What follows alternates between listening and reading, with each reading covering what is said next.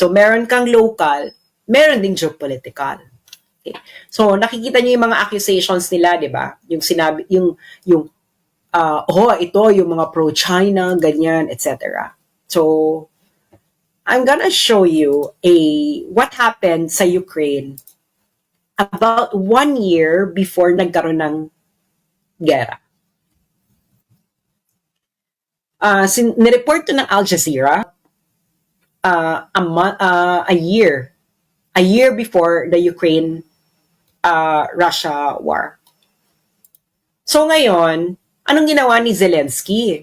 Si Zelensky, binan niya ang mga pro-Russian media. So, pinasarado niya ang 3 television networks na sinabi niya ay nagsispread ng Kremlin-funded propaganda.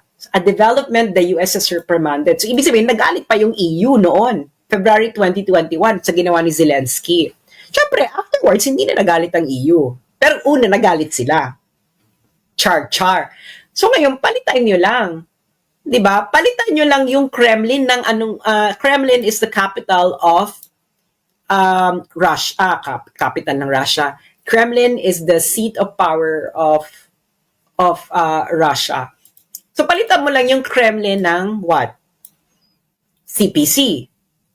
Russia, palitan mo lang ng China. Same banana. Hindi ba? So nakita niyo na yung ginawa nila sa SMNI. So SMNI yung una nilang pinasarado. Ngayon, ang tina-target naman nila, di ba, hahanap sila, ito ang mga pro-China bloggers. Papasara din nila yan. Daan na sila patungo. Which Zelensky actually did. Ang target niya, pro-Russia. Okay?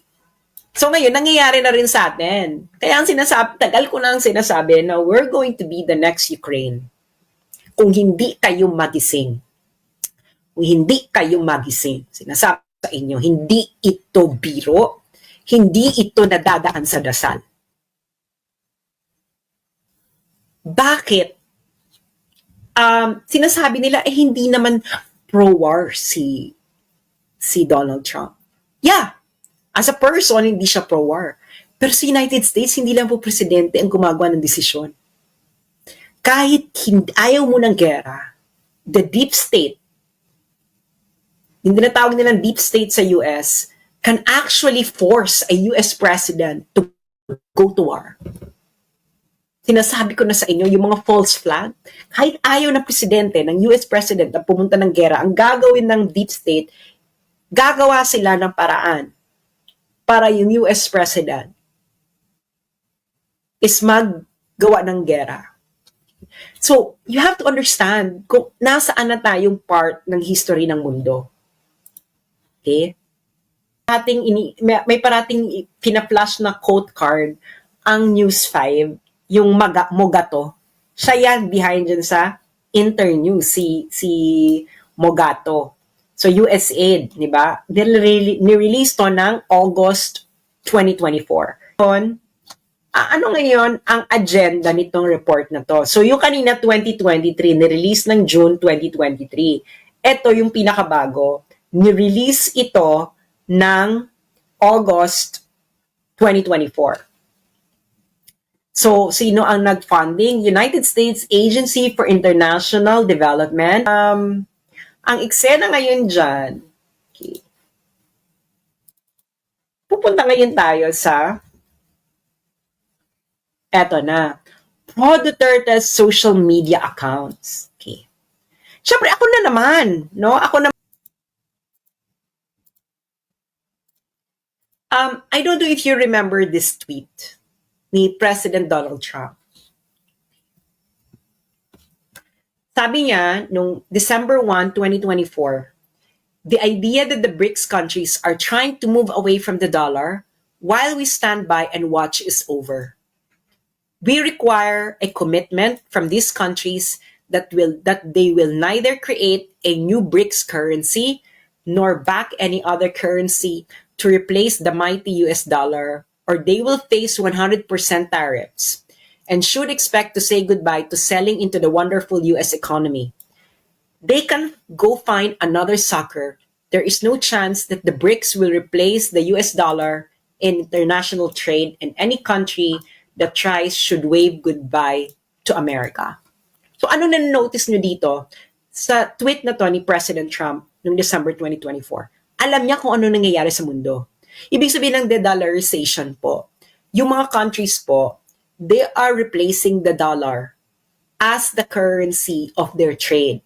So either kukuha sila ng another currency as a common currency like euro, for example, or yuan, or Russian rubles, anything. Parang hindi na sila dependent sa dollar. Kasi ngayon po, grabe ang dependence ng karamihan ng bansa using the US dollar. Ngayon, bakit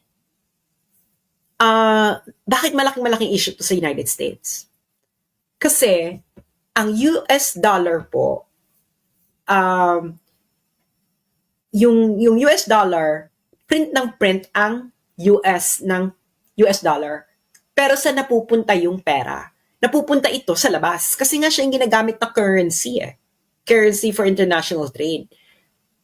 Ngayon, pag nagde-dollarization ka, malamang tataas ang inflation. You can research this. Yan ang number one problem ng United States. As in, grabe ang magiging inflation sa United States.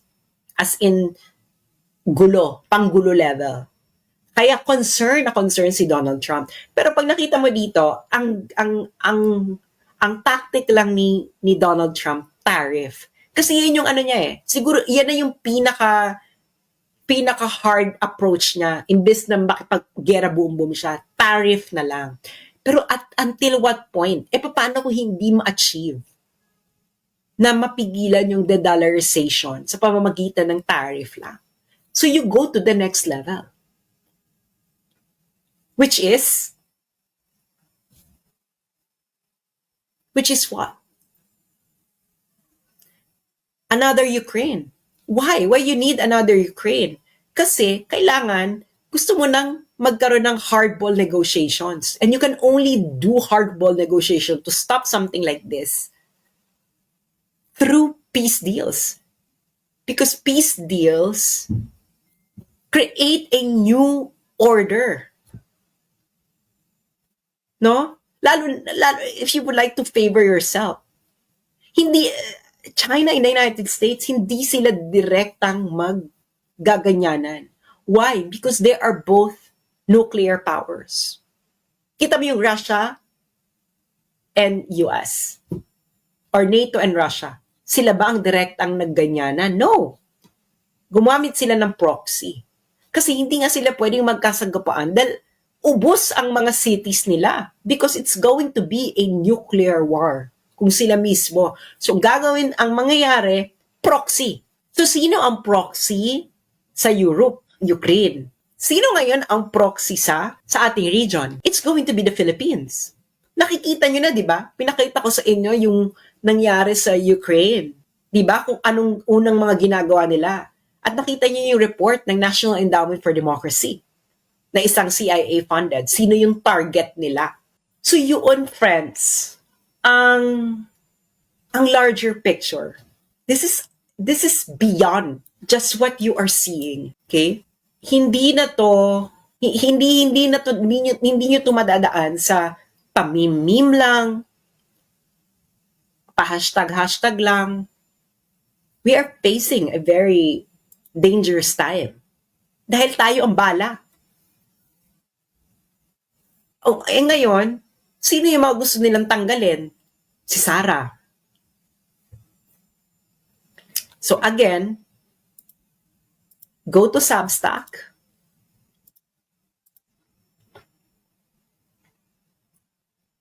Okay? Ito ang aking username. Screenshot nyo na kung kaya ninyo.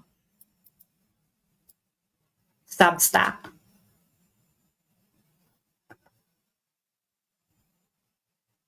Ngayon,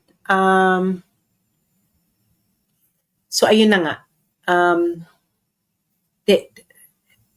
We're already going there. Sinabi ko na sa inyo, nilay down ko na ang mga step by step ba. And it's going to, kaya nga si Inday sabi niya, sana may bansa pa tayo ng 2028. Malaman yung sinasabi niyang yon.